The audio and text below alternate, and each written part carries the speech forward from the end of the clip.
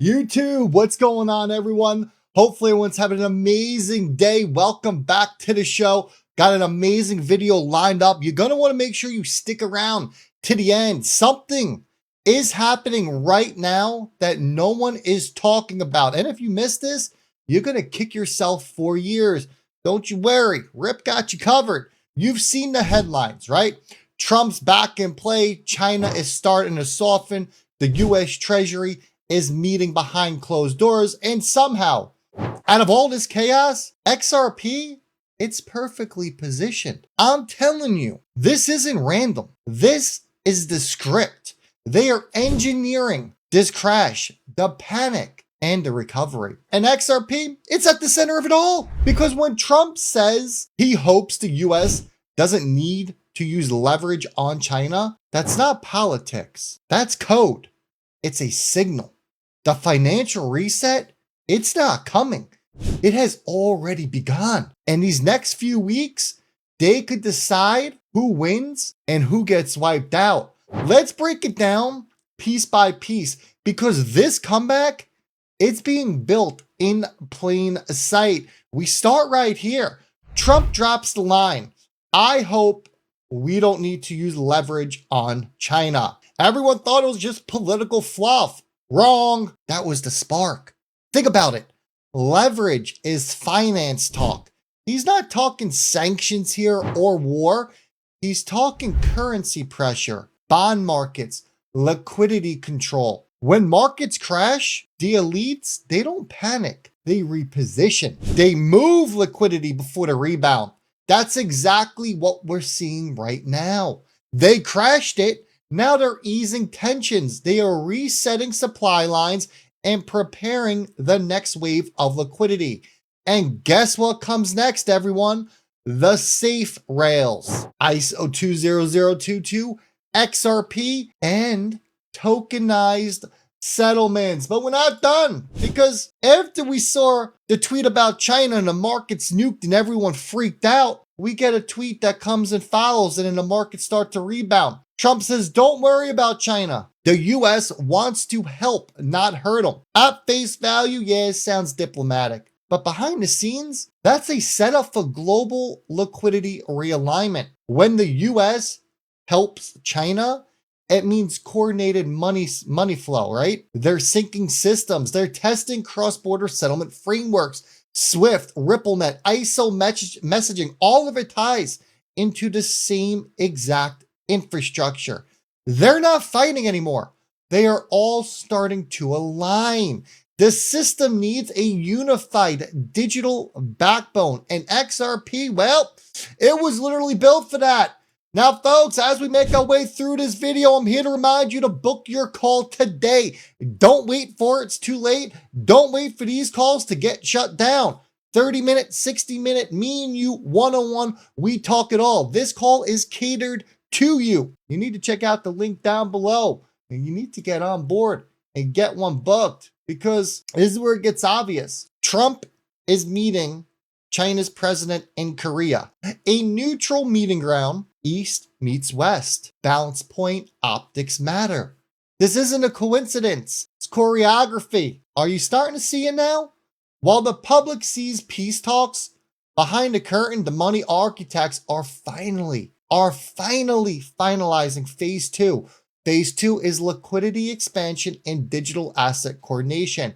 When these two shakeouts, it's not just politics anymore. It's the handshake before the next financial system goes live. I want you to think about everything we just talked about, right? Trump tweets the tariffs that he's going to drop on China. Crypto markets nuke. Some assets go down 99%. They use anything they can to push the narrative and to drive down crypto. This announcement, maybe a 10% drop, but a 99% some assets seen. You saw XRP call it $3 all the way down to like 80 cents. They wiped every single long period. What did that do? What does wiping out these longs actually do?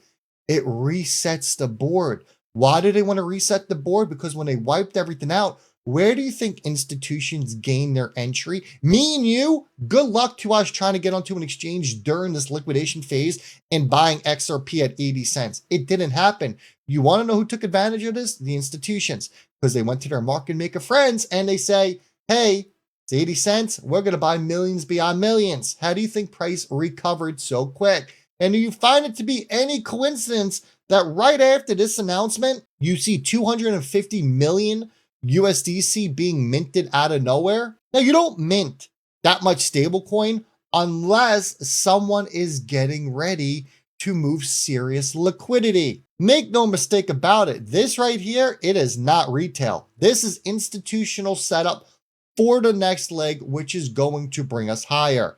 The big players, they already know the script. They're stacking dry powder while retail is distracted. Retail's busy over here freaking out. They think it's over. A lot of retail got flushed out, will never re-enter crypto again because their longs got absolutely destroyed. Retail is scared. Institutions, they're laughing, they're buying. Every mint, every announcement, every single tweet, it's all timed perfectly. We're watching the pre-programmed reboot of global liquidity, and XRP's rails, they are right underneath it. Then we get this, because you want to get even crazier, the Swift announcement that everyone looked right past. They state that it is a misconception that ISO 20022 is just messaging. Translation, this isn't just how banks communicate. It's about how value moves. They are re-engineering the plumbing of global finance. XRP, it's not a side project. It is the key socket in the new wiring. Swift doesn't deny it. They actually clarify it here because the merge, folks, it's coming. Listen. 2002 is called and recognized as the standard of the future. And I remember to briefly touch this topic. Can you please tell us more about how this standard is applied? Sure. So ISO 20022 is a standard that's been in development for more than 10 years. And it's not just a messaging standard. That's kind of a misinterpretation of what it is. At its very base, it's actually business flows. So for example, when you're doing a payment, what does that look like? Who are the parties involved? What information do they send to each other, et cetera, et cetera. When you break that down to its components, you end up actually with a very rich kind of data dictionary, which allows you to reuse these components in different ways, like a recipe book. So ISO 20022 absolutely is pervasive in our industry. It's used across payments, securities, transactions. And the reason that it's done so well as a standard is really because of its flexibility and also the fact that it's an open source standard. So anybody can go to ISO20022.org and get the information on the standard out of that. But why it's important from, maybe I'll talk first from a payments perspective and then from a securities perspective, but why it's important from a payments perspective is it allows innovation to grow. So it provides a base about how people interact, so a language, and then on top of it, it allows innovation to grow from there. So I'll give you an example of that. For example, in Australia, there's a real-time payment platform called NPP. That Australian platform actually does person-to-person payment transactions within, let's say, less than 10 seconds. It does this transaction. And that's all based on ISO 20022. The idea is to then, on top of that, build a layer that allows fintech companies to plug into that fast payment utility. And that will allow those fintech companies to be able to offer services to the market. For example, let's say you want to get a mortgage and you have to do all the document checks, you have to do et cetera, and then that results at the end of the day into a payment of your deposit. That could be a fintech company sitting on top of that that does document checking and eventually helps to initiate the payment. And what that allows you to do is, because we've agreed on the business standards and how you, for example, initiate payment, it's then more interesting and easy for fintech companies to be able to grow on top of that, because they no longer need to worry about how do they communicate with that real-time payments platform, how do they communicate with the banks. That basis is set and it allows innovation to grow. Another example of that is we do a lot of work with the World Wide Web Consortium around payments and how payments go from a web browser. So we worked very closely with this group over the years, which includes the like of Google, Apple, et cetera, who are all looking at a common standard on how to do. Very interesting, isn't it? And then when you just thought you had enough, it gets crazier because the U.S. Treasury, yes, the same group that runs the money supply, says that the Trump administration is going big on crypto. This is confirmation what is happening. It isn't accidental. It's policy. If Trump's going big on crypto, you better believe we are going a lot higher. Crypto is no longer the outsider. It is the infrastructure layer. The dollar is getting a digital twin. And if you connect in the dots, it's going to need a utility token. It's going to need a utility token that model is fit right in and fits right into that design, I should say, right? And guess what? XRP, that's your utility token. This is how they rebuild without resetting the dollar, without collapsing the system. Controlled chaos equals controlled recovery. Listen. Especially we are going big on digital assets. So Trump administration has made digital assets a priority. Past administration starved and almost made extinct a lot of these companies and pushed it offshore. So what we want to do is apply the highest U.S. regulatory and AML standards to digital assets, especially our. There you go. But wait, we're not done, because then Eric Trump, he's out here saying that crypto is replacing traditional finance. He states it is outpacing the growth of the internet. When that family starts talking like that publicly, you know that the playbook's already written. You know it's done. They are starting to condition the public. They are planting the seed before the official rollout. You don't say that unless the infrastructure is ready. They've been building this behind closed doors for years. And now, guess what? It's almost showtime. It's going to be one of the great Bitcoin companies anywhere in the world. And clearly, there's no doubt in my mind, cryptocurrency is going to replace traditional finance, TradFi, and it's happening so fast. I mean, cryptocurrency is literally outpacing, the growth of the internet, in the 90s, Charles. And I've never been so clear about something. I've never been able to see something so clearly in my life, and it's been a lot of fun. Massive, folks. And then it's when you thought you couldn't handle anymore. I'm giving you more. BlackRock CEO Larry Fink, the guy who's managing 12 trillion, he says that crypto has a role just like gold. Now, that's not hype. That is permission from one of the biggest asset managers in the world. When BlackRock starts to frame it that way, guess what?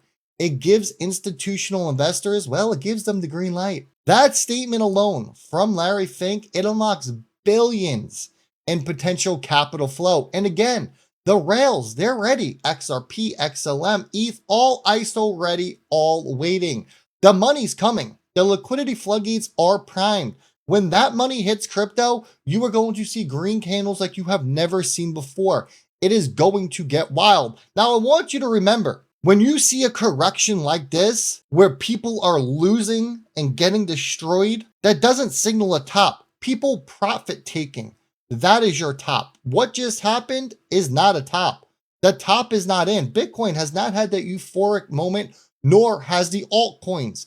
It is coming. You need to be patient. You need to see and understand what these bigger players are out there doing. And then final confirmation bias that retail, they don't want you to see. But Gary Cadone, remember, Bitcoin's heading to 1 million. That's the distraction headline, because here's the truth. When Bitcoin moons, the infrastructure tokens, the real utility plays like XRP, they quietly absorb the settlement flow. Bitcoin is the spark, XRP is the system. That is the hidden layer of this entire move. So let's zoom out for a second. Trump eases tensions with China. Liquidity floods back in. SWIFT redefines value transfer. The Treasury backs digital assets. And BlackRock blesses crypto as digital gold. Do you see a pattern here? Because this isn't random news. It is orchestrated information. The crash wasn't the end. The crash was your cleanse. And now the rebuild begins. And the warning? Well, it's right there in the title. XRP's comeback, it's already started. You can either be early or you can be exit liquidity. So stay sharp, stay bullish, and remember, they're not just rebuilding the market. They are rebuilding the money itself. This is the new cycle. This is XRP's moment. Hit that thumbs up on your way out and make sure you subscribe, folks. I'll catch all of y'all in the next one.